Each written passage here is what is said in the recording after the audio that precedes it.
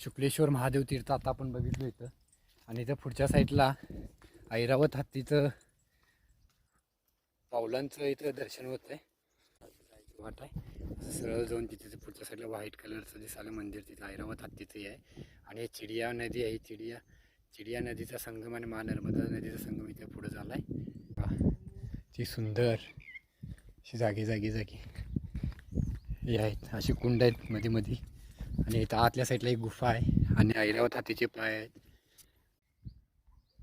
ऐरावत हत्तीचे पाय बोलले जातात इथं.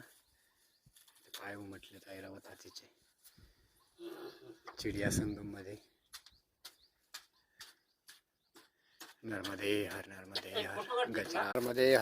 हर. श्रीपाद महाराजांनी इथं आता सगळं स्वच्छता केली आहे. आणि अगरबत्ती लावू नका, अगरबत्ती लावायची नाही आहे, दीपबत्ती लावा. आता ते स्वच्छता केल्या सगळी. इथं पूजा करू. आता ही ऐरावत हत्तीचं इथं पावलाचं निशाण आहे असं बोललं जातं. हे ऐरावत हत्तीचं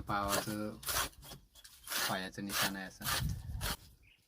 नर्मदे हर. इथे पूजापाठ.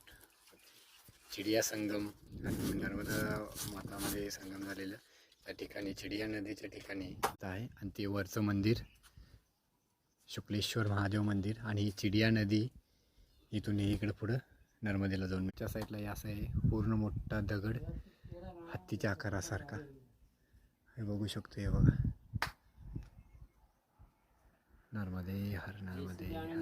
ओम नमः शिवाय. हे बघा पाणी चढवल्यानंतर ना असा आकार आलाय पाण्याला, खूप सुंदर.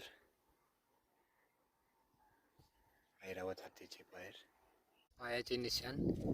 नर्मदे हर पादुका.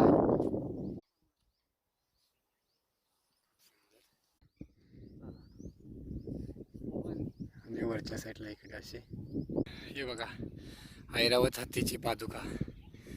इथं असा आहे वरच्या साईडला आहे. आणि खाली हा डोंगर आहे इकडे असा.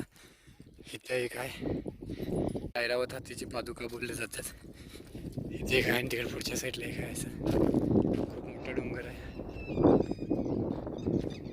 जागी भरपूर सारखे नक्षत्र आहेत. हे बघा इथं पण दिसते असं. हे पूर्ण इथं असं हेच आहे. खूप सुंदर. ऐरावत हत्ती ज्या वेळेला मा नर्मदाच्या भेटीला जात होता त्या टायमाला इथून असं गेलं असं बोललं जातं आहे. नर्मदे हर. हर महादेव शिवशंभो. आता तिथून पुढे आम्ही